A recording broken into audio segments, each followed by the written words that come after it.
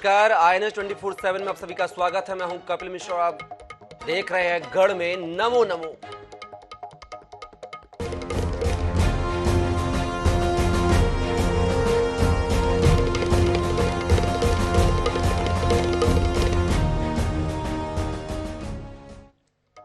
जी हां, गढ़ में नमो नमो। प्रधानमंत्री नरेंद्र मोदी ने शुक्रवार को राजधानी रायपुर में छत्तीसगढ़ को 7,500 करोड़ रुपए की परियोजनाओं का लोकार्पण और शिलान्यास किया। इनमें 2 economic corridor, railway line, gas bottling plant और स्वास्थ्य से जुड़ी 10 परियोजनाएं शामिल हैं। परियोजनाओं के लोकार्पण और शिलान्यास के बाद पीएम मोदी ने कहा कि इंफ्रास्ट्रक्चर की इन योजनाओं से छत्तीसगढ़ के लोगों का जीवन और अच्छा बेहतर बनेगा। हजारों आदिवासी गांव सड़क से जुड़े हैं। यह उपहार इंफ्रास्ट्रक्चर और कनेक्टिविटी के लिए है, जिससे छत्तीसगढ़ का विकास होगा। छत्तीसगढ़ के टूरिज्म को भी इन प्रोजेक्ट से लाभ मिलेगा। कार्यक्रम में उपस्थित मुख्यमंत्री भूपेश बघेल ने कहा कि छत्तीसगढ़ की धरा पर पीएम का स्वागत है। उन्होंने कहा कि हमारा राज्य नवोदित राज्य है, इसलिए राज्य के विकास के लिए ज्यादा से ज्यादा राशि मिले। छत्तीसगढ़ विकास की दिशा में आगे बढ़ रहा है। केंद्र से अधिक सहयोग की उम्मीद करते हैं। कार्यक्रम में केंद्रीय मंत्री नितिन गडकरी, मनसुख मंडाविया, रेणुका सिंह, राज्य के उप मुख्यमंत्री टी.एस. सिंहदेव, सांसद सुनील सोनी आदि मौजूद रहे।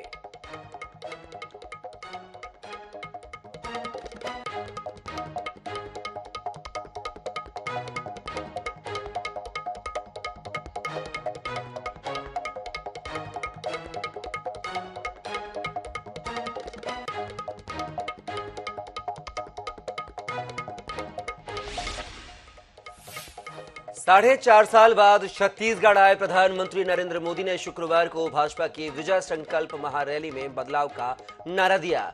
उन्होंने कांग्रेस और राज्य सरकार पर भ्रष्टाचार को लेकर जमकर प्रहार किए। उन्होंने कहा कि कांग्रेस का पंजा छत्तीसगढ़ के विकास को रोक रहा है।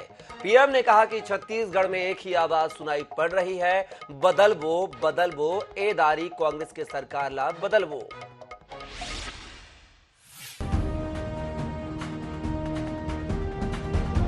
छत्तीसगढ़ की राजधानी रायपुर के साइंस कॉलेज ग्राउंड में पीएम मोदी ने 2023 के विधानसभा और 2024 के लोकसभा चुनाव में जीत के लिए कार्यकर्ताओं को संकल्प दिलाया। पीएम ने अपना उद्बोधन जय जोहार बोलकर शुरू किया। मल्ला मोर जय जोहार।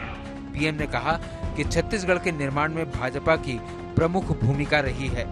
भाजपा ही छत्तीसगढ़ के लोगों को समझती है, उनकी जरूरतों को जानती है, लेकिन विकास के बीच कांग्रेस का पंजा दीवार बनकर खड़ा है।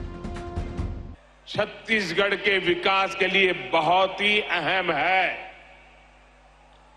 लेकिन छत्तीसगढ़ के विकास के सामने एक बहुत बड़ा पंजा दीवार बन के खड़ा हो गया है। याद कीजिए, गंगा जी को साक्षी मानकर इन्होंने एक घोषणा पत्र जारी किया था। दावा किया था कि 10 दिन के भीतर ये कर देंगे, वो कर देंगे।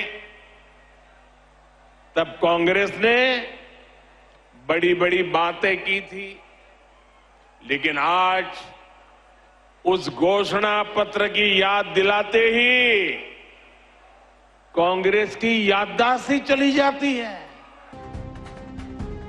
पीएम मोदी कांग्रेस सरकार के भ्रष्टाचार पर जमकर गरजते हुए नजर आए। उन्होंने कहा, कांग्रेस की सरकार एक एटीएम की तरह है। घोटाले के आरोप सिर्फ शराब तक सीमित नहीं है। यहाँ ऐसा कोई विभाग नहीं जो संदेह के घेरे से बाहर है। कोल माफिया, तेल माफिया, लैंड माफिया, न जाने कैसे कैसे माफिया फल फूल रहे हैं। इन्होंने जल जीवन मिशन तक को नहीं छोड़ा। Coal mafia, sand mafia, land mafia, न जाने कैसे कैसे माफिया यहां फल फूल रहे हैं। हर घर तक शुद्ध पेयजल पहुंचाने के अभियान, जल जीवन मिशन तक को इन्होंने नहीं छोड़ा। एक ही आवाज गूंज रही है, बदलवो बदलवो ये दारी कांग्रेस के सरकार बदलवो। प्रधानमंत्री मोदी ने रायपुर की आम सभा से विपक्ष की एकजुटता पर भी प्रहार किया। प्रधानमंत्री ने कहा कि सारे विपक्षी एक साथ आने की कोशिश कर रहे हैं। जो पानी पीकर एक दूसरे को कोसते थे, आज एक साथ आने की बात कर रहे हैं। जिनके दामन पर दागदार है, वे आज एक साथ आने की कोशिश कर रहे हैं। जो एक दूसरे को पानी पी पी कर कोसते थे, वे आज साथ आने के बहाने खोजने लगे हैं। उनको लगता है कि ऐसा करने से वे मोदी को डरा पाएंगे। वो अगर भ्रष्टाचार की गारंटी है तो मोदी भ्रष्टाचार पर कार्रवाई की गारंटी है। प्रधानमंत्री मोदी ने अपने 30 मिनट से ज्यादा के उद्बोधन में केंद्र सरकार की उपलब्धियां भी बताई और छत्तीसगढ़ से जुड़े तमाम अहम मुद्दों पर बात की। देखा जाए तो चुनाव के पहले अपने दौरे से पीएम मोदी ने एक तरह से चुनाव का शंखनाद किया। अब देखने वाली बात होगी कि पीएम के दौरे से भाजपा की चुनाव जीतने की राह कितनी आसान हो पाती है। रायपुर से INS 24/7 के लिए स्वप्निल गौरखेड़े की रिपोर्ट।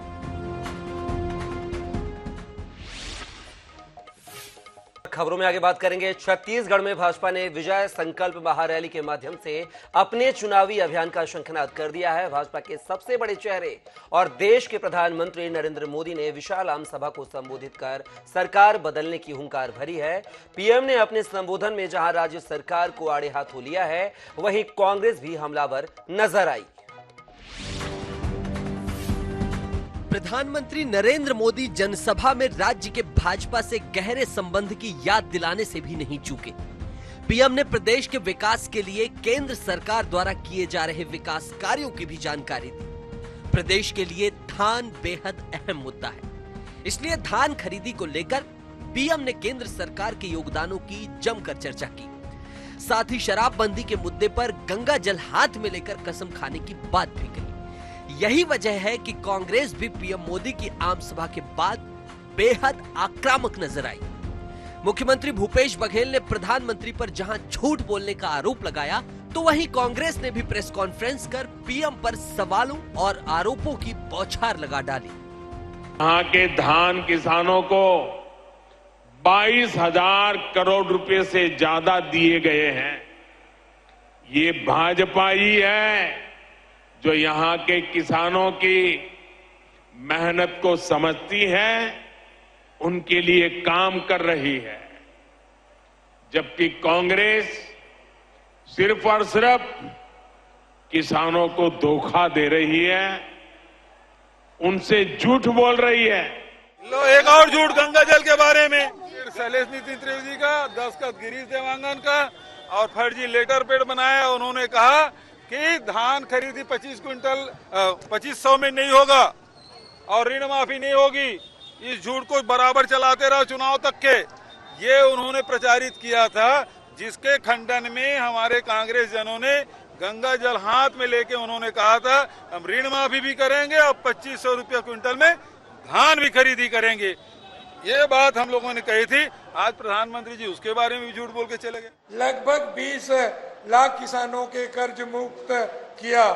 कांग्रेस की सरकार ने 2018 के घोषणा पत्र के लगभग 95% वादों को पूरा किया है। कांग्रेस की सरकार शराबबंदी के दिशा में आगे बढ़ चुकी है। 150 से अधिक शराब दुकानों को बंद किया गया है। प्रधानमंत्री की आम सभा ने जहां छत्तीसगढ़ के महामुकाबले के लिए भाजपा कार्यकर्ताओं को उत्साहित कर दिया है, तो वहीं यह भी बता दिया है कि भाजपा लगातार घोटालों को लेकर हमलावर रहेगी। दूसरी ओर कांग्रेस भी आक्रामक ढंग से पलटवार कर पीएम की आम सभा को काउंटर करने की कोशिश में जुटी है। बहरहाल इस सियासी जंग का परिणाम तो आने वाला वक्त ही बताएगा कि आखिर क्या होगा।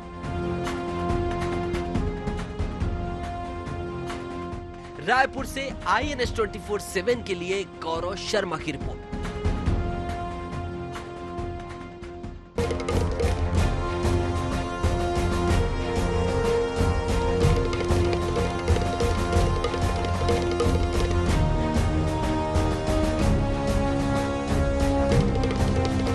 'छत्तीसगढ़ में प्रधानमंत्री नरेंद्र मोदी भाजपा के विजय संकल्प अभियान का शंखनाद करने पहुंचे। इससे पहले उन्होंने प्रदेश की 7,000 करोड़ से अधिक विकास कार्यों की सौगात दी। इस कार्यक्रम में सीएम भूपेश बघेल भी शामिल रहे। कैसा रहा कार्यक्रम और पीएम ने क्या कहा, देखिए हमारी इस खास रिपोर्ट में।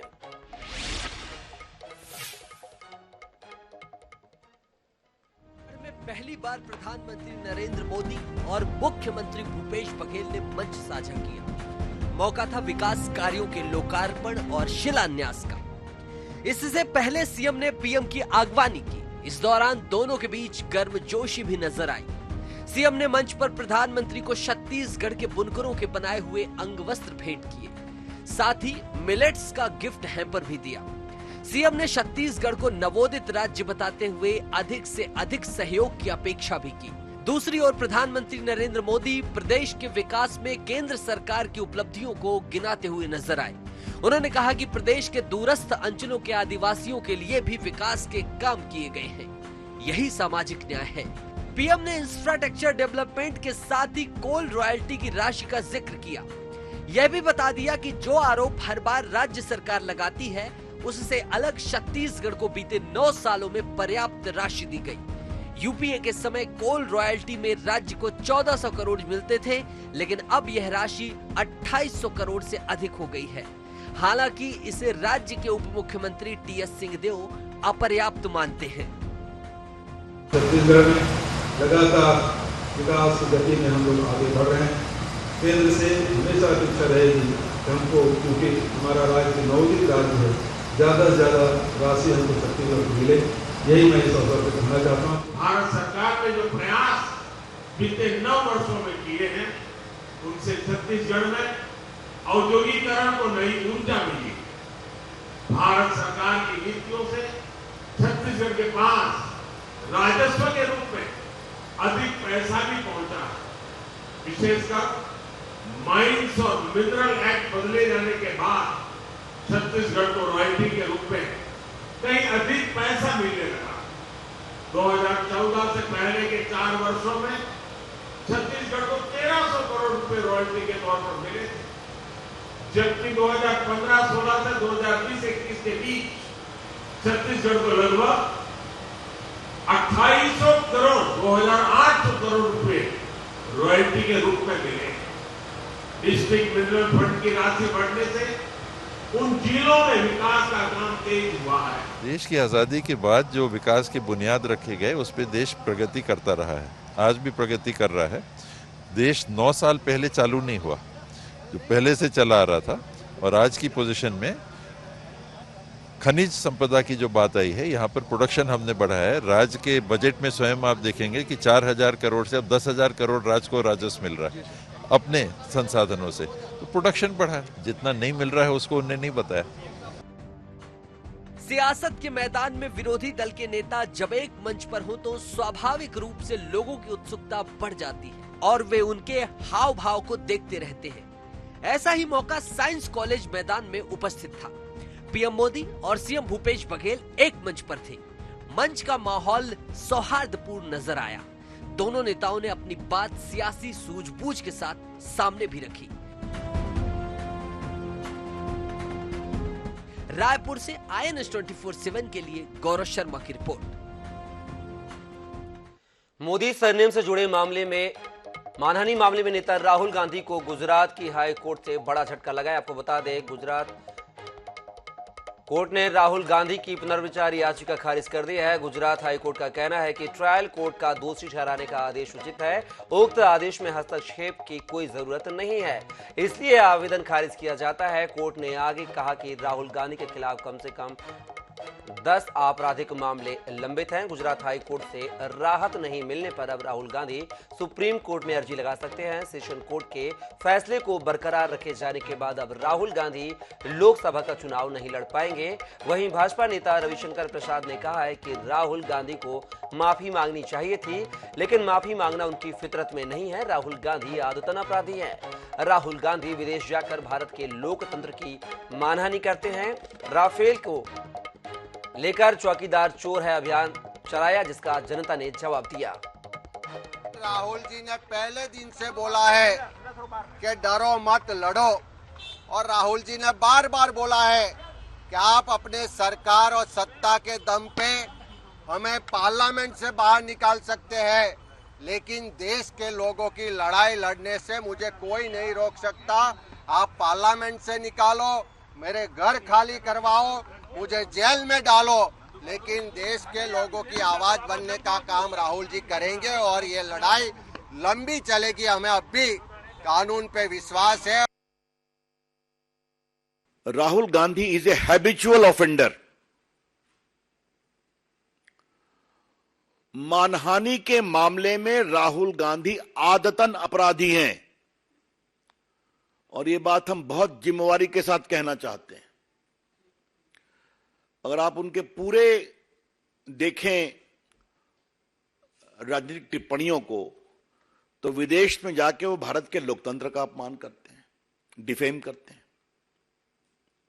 भारत की संस्थाओं का डिफेमेशन। ब्रेक के बाद पुनः आपका स्वागत है और खबरों में आगे बढ़ते हैं। बात करते हैं छत्तीसगढ़ के मुख्यमंत्री भूपेश बघेल 2 मामलों में भाजपा और भाजपा नेताओं पर हमलावर नजर आए हैं। मानहानि मामले में कांग्रेस नेता राहुल गांधी की हाईकोर्ट से याचिका खारिज होने पर वो जमकर बरसे। राजधानी रायपुर के अंबेडकर चौक पर कांग्रेस के धरने में सीएम भूपेश बघेल ने कहा कि राहुल गांधी सच के साथ है। इस मामले में सीएम ने पूछा कि भाजपा और उसके नेता आखिर राहुल गांधी से इतने डरते क्यों हैं? अंग्रेज भी एक ही आदमी से डरते थे, वो थे महात्मा गांधी। इधर पीएम मोदी की सभा को लेकर सीएम भूपेश बघेल ने ट्वीट किया कि आप आए तो फिर झूठ का बयार बहने लगी। प्रदेश बीजेपी के नेता लगातार किसानों को गुमराह कर रहे थे कि धान खरीदी केंद्र के पैसों से होती है। आप प्रधानमंत्री हैं, आपको तो सच पता है, लेकिन आप भी झूठ बोल गए। सीएम भूपेश ने कहा कि छत्तीसगढ़ का बच्चा बच्चा जानता है कि हमने गंगा जल की कसम 10 दिनों के भीतर किसानों की कर्ज माफी के लिए खाई थी और 2 घंटों के भीतर कर्ज माफी हो गई थी।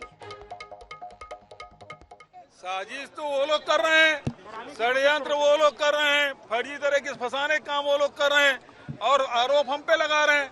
राहुल जी के खिलाफ क्या क्या षड्यंत्र नहीं कर रहे हैं, गांधी परिवार के खिलाफ क्या क्या षड्यंत्र नहीं कर रहे हैं, वो पूरे विपक्ष के खिलाफ क्या क्या षड्यंत्र नहीं, वो सब पूरा देश और दुनिया देख रहा है। मोदी जी केवल झूठ परोस के गए हैं।